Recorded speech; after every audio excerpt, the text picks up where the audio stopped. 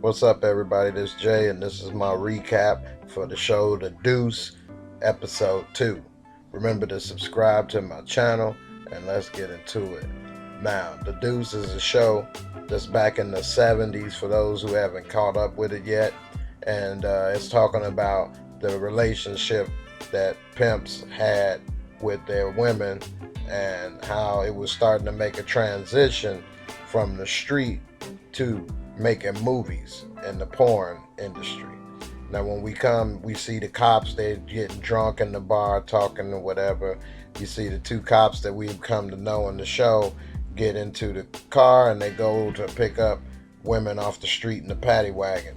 As they come, they ask them all to see if they have a property voucher from Central Booking within the last 48 hours. And I'm guessing that means that they've been locked up within the last 48 hours. And if they have, then he wouldn't take them in.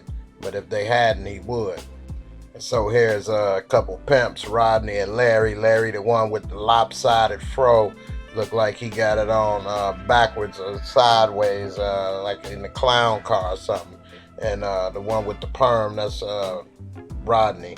And Thunder Thighs right here, she worked with Rodney, and so she's telling him, hey, I was there, and she getting ready to belly bump him, and he's trying to say it's 31 days, and she's trying to tell him it's 30 days in the month, and she hits him with a nursery rhyme about how many days is in the month, and then kind of flicks it at him. And so she goes over to Rodney to get a little celebration squeeze because she gets to keep hoeing tonight while the rest of the girls got to go downtown. And she knows she just a woman big enough to handle all the Johns while the rest of them is gone. So she about to get paid. Now, we cut to Ashley, and she's one of CeCe's girls, used to be his bottom girl. And she's in here taking pictures with this dude that looked like Guy Fieri. And that Guy Fieri is taking pictures of her, and he's telling her that she's got the right stuff to make it in movies, and that she's going to be somebody, and he's blowing her head up, telling her, hey, all your friends have done it, don't worry, you're going to do good, you got a good look. By the way, it's $40, so it's time to pay for these pictures. He didn't want no slob on Bob or nothing. He wanted some payola. And so she had to go ahead and dip in that stash and give him some money. Meanwhile, we cut to Candy and Thunder Thighs, and they rolling in the bar to get a little drink to wet that whistle. And they talking to Vincent, and they telling him about what's going on. And he said, hey, y'all, I appreciate you coming, but you can't be working in the bar. And they said, oh, no problem. He said, you got to be discreet. And Thunder Thighs said, hey, you got some pimp in you. And he kind of smiled a little bit. He didn't know what to say. He was surprised to hear that. And Candy started laughing, and she said, oh, don't worry, that's a compliment, man.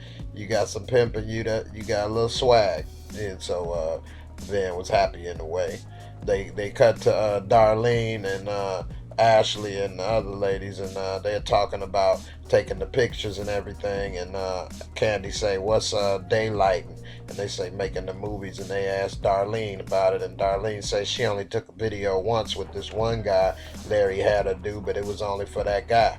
And they saying, nah, you got hit from the back, didn't you? He tagged that ass. And so she's getting a little upset and saying, how'd you know that? And she's saying, hey, the Guy Fieri told me. And so now she's like, well, I'm about to go check it out. They said it's at Fat Mooney's right now. And so she was actually looking cute right there. And so she said, I'm about to go check it out right now. Meanwhile, the ladies that they picked up off of the strip, they come doing the hoe stroll inside the police station. And the captain is reading off everything that's going on, and one of them start trying to talk crazy to him, talking about how much money she make and she do this and that, and his wife ain't this or that. And he say, yeah, I'm sure you do make more money than me, and I know my wife ain't this or that. That's what I hear. And so it didn't work. And while they locked up, they got the officer taking their order for some Chinese food. Like, they go get Chinese food while they in prison. They get treated a different way than the regular prisoner. And so Darlene walks into the store, Fat Mooney's, and asking him, hey, what's up? You got a video of me? And he's saying, I don't know, I got to check maybe. And it didn't take him long. It's right there and under the counter. And he pulls out a couple tapes. He say, I only got 2 copies left. You're pretty popular. And she get a little pissed. And she's saying, what are you talking about? How much you sell them for? He say 50 for the nerds and 35 for the regulars. And so she pissed and she's saying, where'd you get it from? How'd you get it? And he's saying, well, I can't tell you that. You know it's illegal to have sex for money. And it's also illegal to show videos of people that had sex for money. And so she a little pissed, and so she trying to sweet talk him a little bit, and then she say, well, here, buy one of these back for me for $10. And so he give her $10 for it, and she keeps one. And she's talking to him about what's going on and this and that, and then the other lady pulls out her picture, and she got her little business card, which is her posing naked in black and white. That just show how old this is right here. She got her little black and white freak pictures, and he get a big color. And so he looking at it, he about to little squirt in his pants, looking at the little black and white photo, and they walk off. Now they show the women back there getting ready to eat their Chinese food, and he's talking to the one girl that got punched in the eye by Larry, and he's saying, what Larry do that for you? You know you can have another way. And she's saying, oh, what, you trying to save me? And the way he talking to her, I bet you he is going to try to put a cape on and try to save her, become captain of the precinct, and captain save her. Because the way the show is going, it seemed like he got a real soft spot for these girls, but at the same time, he get a hard on for them as well. And she's telling him, hey, I ain't got nowhere to go back to the Bronx. I ain't got no education. It's not much I can do. And so this is the life I'm stuck with. And so she kind of pretty much shut him up with that. And then the captain came and told him that lunch is over. Time to get y'all ass back in the cell. And so they all go back into the precinct. And while he's there, his police buddy told him, you guys did a good job, and there's some raids coming up that we want y'all to be a part of, raiding some sex shops. And so now we see Candy spending time with her son playing Mousetrap, and she's complaining that some parts was missing. And there's her mama looking like Nancy Reagan over there, telling her, well, hey, we still got some pieces to that one game, Find the Man of Your Dreams. I'm sure that's never been used. And so then we cut to Vinny and his brother and his brother-in-law, and they all talking, and he's telling them about what's going on with his job and everything. And they say, hey man, why don't you he's saying the brother-in-law want to come by and visit, and they saying, well, why don't you lay off our sister for a while and maybe you can come instead of having all those kids. And he's saying, hey man, ain't nothing wrong with stopping by to take a look. So they telling him about what he did to make the bar more popular, and he's bragging about how he got the women walking around in leotards while his brother's saying they in underwear. And so he's saying, hey, look, you can come on by, we'll let you check it out, but you make sure you don't try to do anything too much because you got a wife and kids and lawn furniture to look after. And so he's saying, hey man, I'll come by and take a look. I got a job site not too far from there. And so we cut to Candy, and she's getting ready to leave from Nancy Reagan's house, and she's telling her, hey, why don't you stop by more often? He really needs to see you. I tell him you work in Washington, D.C., and she say, thanks, Mom, for all your help. And she leave, and Mom kind of look at her as she go, like, damn, she out back on the stroll again. And so now we see at the bar, Vinny, his girl's talking about how much she got in the tips and happy.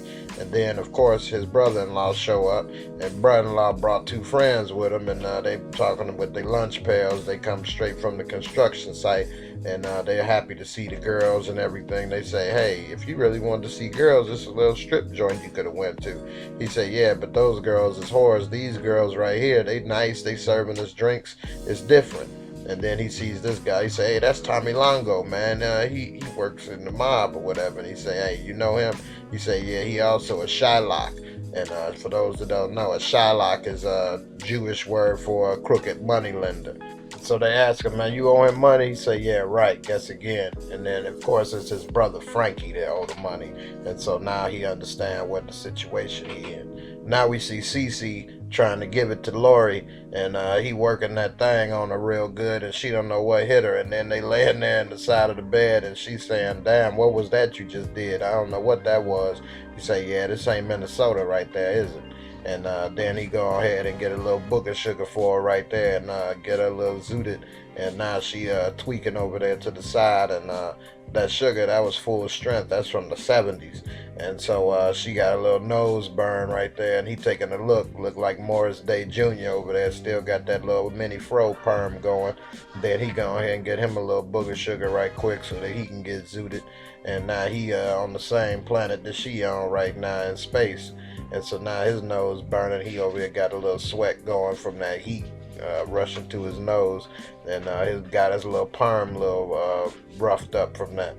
And so now he talking to her saying, hey, I don't always want to be like this. This is a hard life to live, and I'm looking for somebody that's gonna be on my side, that's always gonna have my back. So he basically grooming her to be his new bottom chick, and she just soaking it all up. She don't know what's going on. She on cloud nine, tweaking out, and he hitting her with some real pimp game right there. Meanwhile, back at the bar, Vinny is going to talk to Tommy over there about what's going on, and he's telling him, hey, I appreciate the money that you gave, the 4 G's, but I know you can't do it this week, but that till looks pretty fat. Why don't you give me some of that? He said, hey, I'm not a thief. I don't steal. And so then he walks away, and his brother-in-law's asked him to cash his checks. They checks. And sometimes bars will cash your payroll checks, and so that's giving him an idea. Hey, maybe I can work something out since these guys have problems cashing their checks. Now we see Cece, and he putting his clothes on, and he's talking to Lori, and he's telling her, hey, you know, one thing I need you to do is when you always get ready to do something, you check with the Johns, and you make sure that they pecker is straight. And she's saying, hey, I know about follow the drip. Don't worry about that. I've been doing this since I was 16 years old, which is a damn shame that she been out that long. She ain't got no future other than this. And so he's telling her, hey, look, you need to listen to what I say. And then she say something about, yeah, that's just like my other dude used to tell him. And he snaps saying, hey, that dude ain't no pimp. I'm a real pimp. That dude ain't nothing but a cripple trying to play in the major leagues. And she looks at him, and he gives her a chain, and now she's all his now. And then he walks away saying, hey, you ever been to Paris? And she says no, and then he just gives her the look and walks away. And now she in La La Land, thinking she gonna go to Paris with this brother one day, knowing damn well they ain't going nowhere. Now we see Vinny, and it's the morning, and Frankie walks in, and he sees Vinny at the table talking with the mob that he owes money to. And Vinny is saying, yeah, that's my brother, twin brother right there. And they saying, yeah, that's the one that got us under all of this mess. And so he's telling them, hey, look, what we gonna do is we can set it up that you can cash the checks for this construction company, and what they can do is get 5% off the top of the checks, and that'll help him get his money back faster. And also, the dude, that's his brother-in-law, he's co-signing with it. He say, all right, that's fine, and I want 4 no-show jobs too. So he want 4 jobs that he get paid for that nobody show for. And he said, all right, we can work that out. We'll make it happen. And he said, what's your role? He said, well, I'm going to be the one that's going to be accountable for everything, make sure it all goes right. And so he say, all right, sounds good. We can make it work. And so he say, they walk into his car, and he's talking about how it's all this hookers and shit outside, and this dude looked like he got a yarmulke in the top of his head with that bald spot. He got all that hair with that big ass bald spot in the back. He need to do something with that. He got a built-in yarmulke, and so he telling him all this stuff. This neighborhood needs to be cleaned up, as if he got an investment in the neighborhood. Now we see Lori in breakfast place, and she's talking to Ashley, and she's asking for a light for the cigarette, and she said, I ain't your girl, bitch. And so she don't like her because she see that's her competition for Cece. And she takes the matches and throws it at her, and then smiles at her. So Lori, she understand that it's competition. It just got real in the field. And now we see Gentle Richie, and he's talking with his main chick. He only got one girl, everybody say, because he too soft, he can't handle it. And she going hard on him, telling him, why don't you grow some balls? We need to go to another territory. And he's making up excuse after excuse why we shouldn't do it. What if these other pimps or whatever gonna do if we do that? The cops don't know you. And she's saying, I don't give a damn about that. I can go downtown. That don't do me no problem.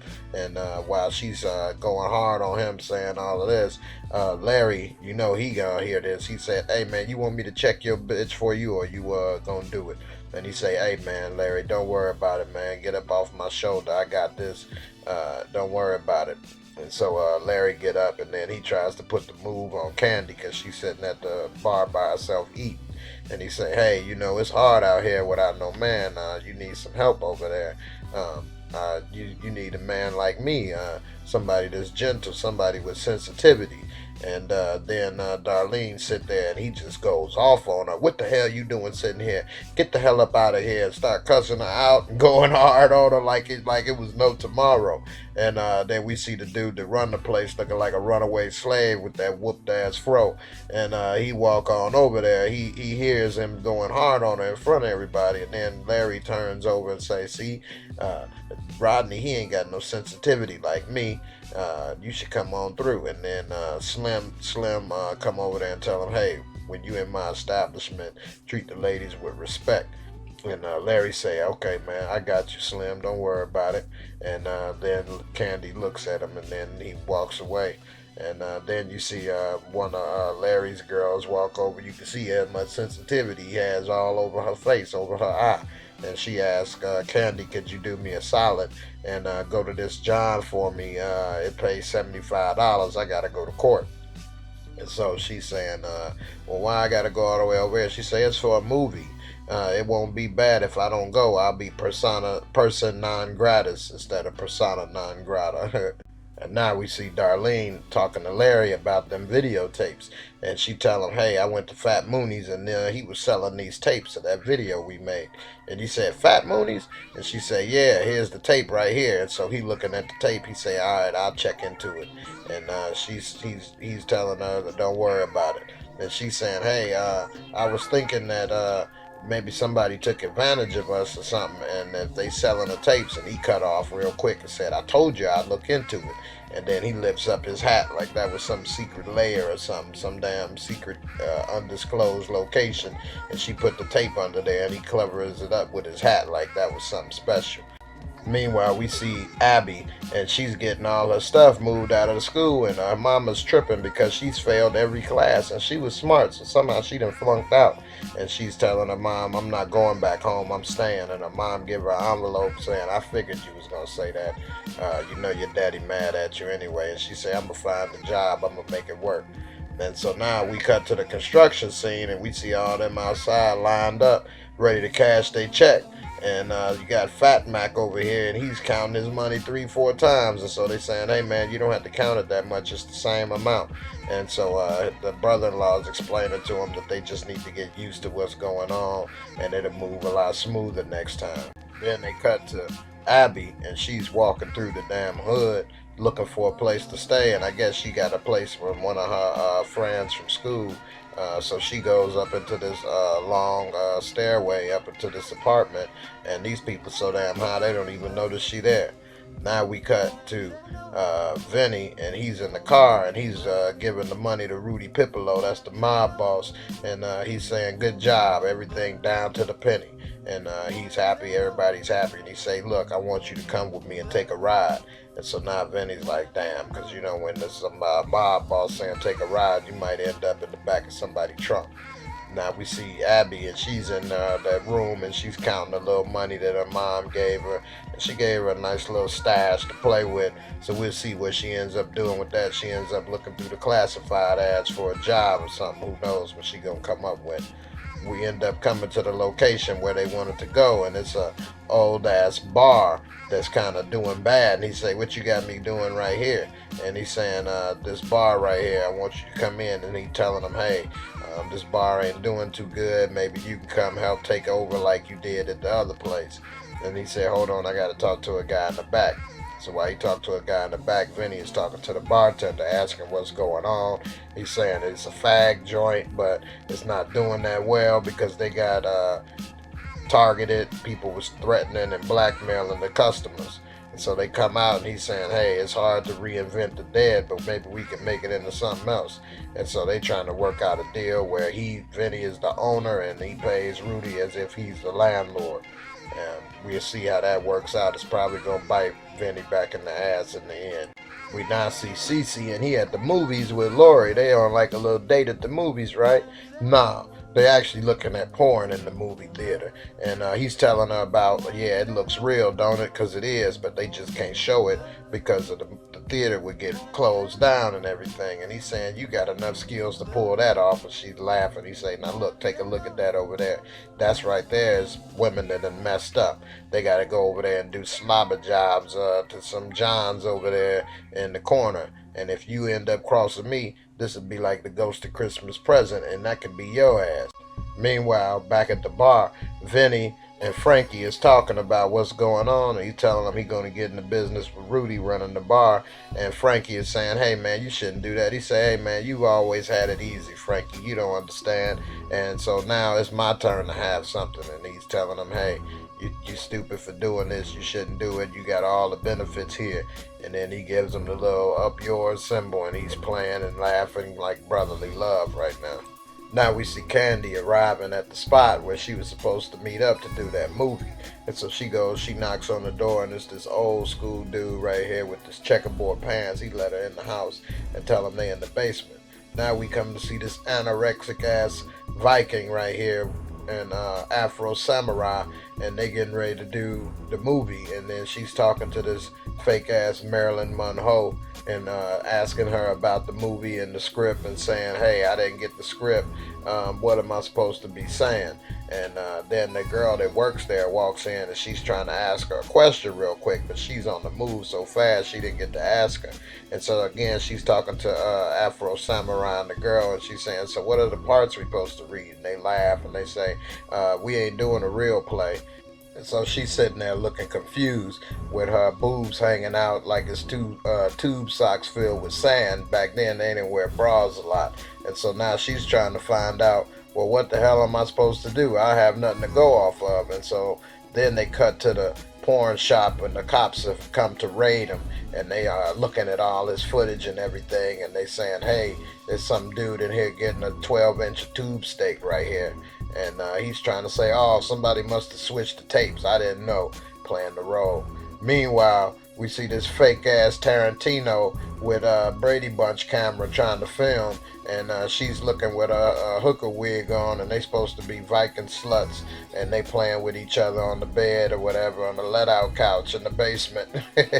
And so they kissing and hugging and everything, and it seemed like they trying to get it on and have a good time. And meanwhile, they getting ready to cut to this anorexic ass store and this fake ass Afro Samurai looking like Samuel L. Jackson when he was on that Booger Sugar. And they walk in and the girls are scared. They probably more scared that they gonna catch the disease than anything.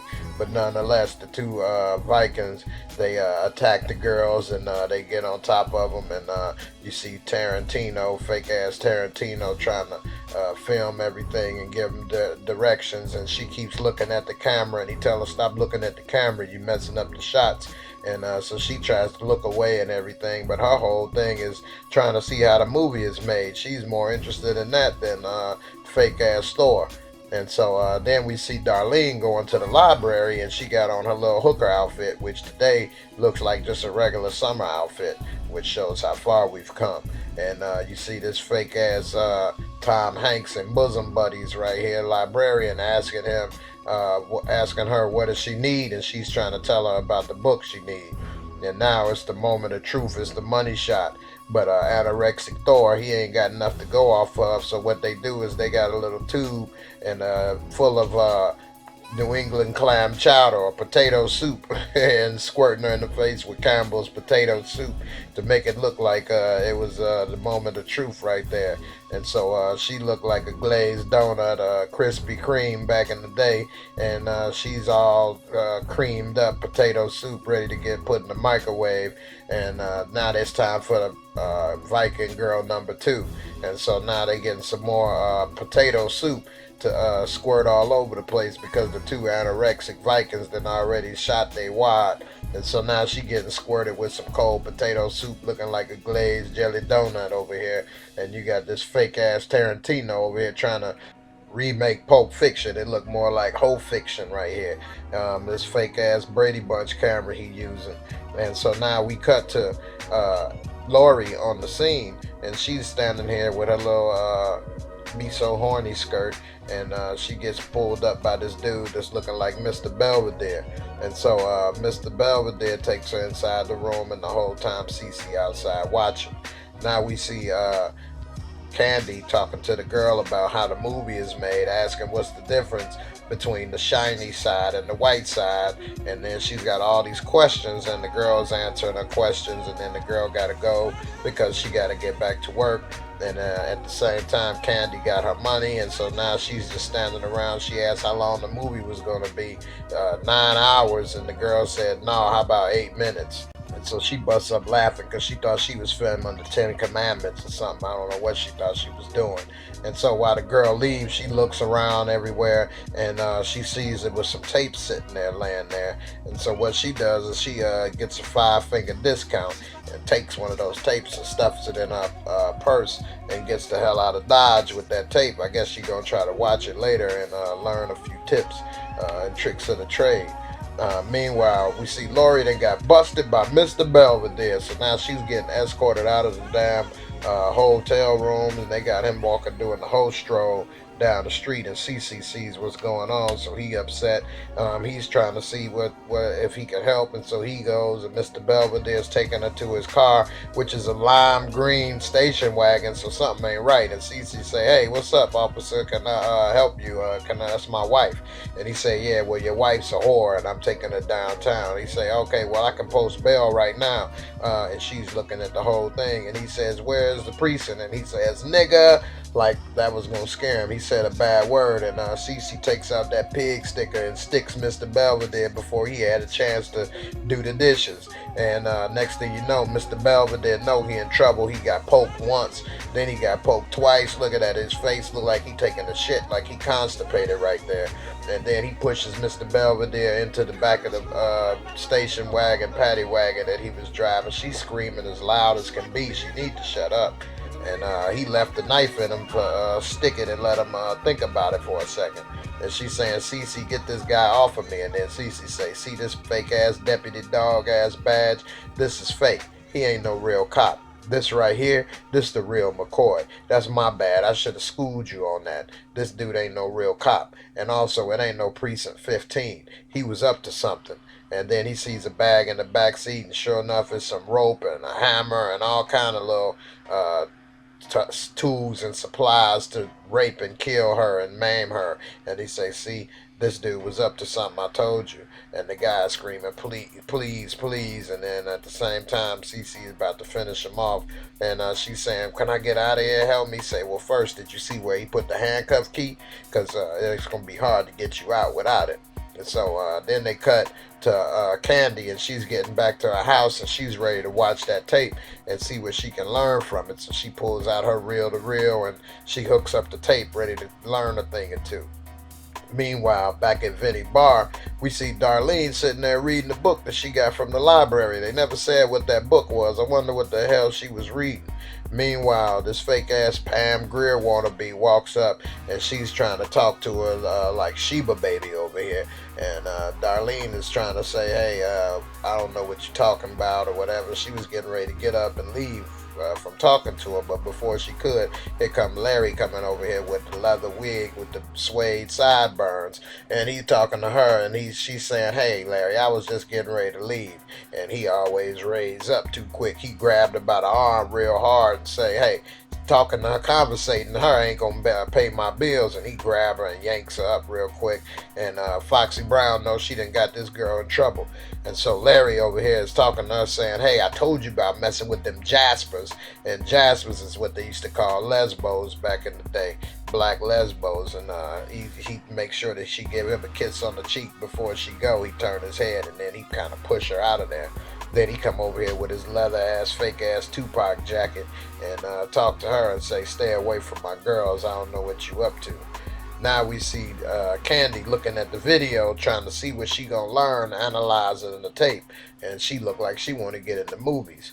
Here we see Thunder Thighs on the stroll with that deep vein thunderosis, and hey baby, how you doing? But Lori ain't got shit to say because she's like traumatized.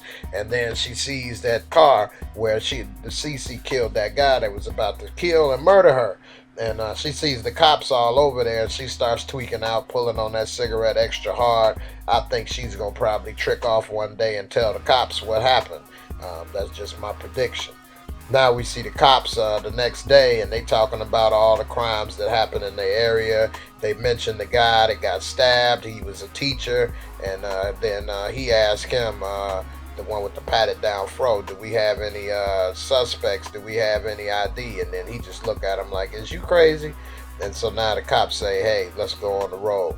And so then they get in the paddy wagon and they go again to harass the hookers. And for some reason, that's their favorite thing to do, their favorite pastime. And so they grabbing the girls and they checking to see if they got the papers again to go. And then Rodney, aka Method Man, is saying the hoes go in, the hoes come out, just like wheat leaves on a windy day.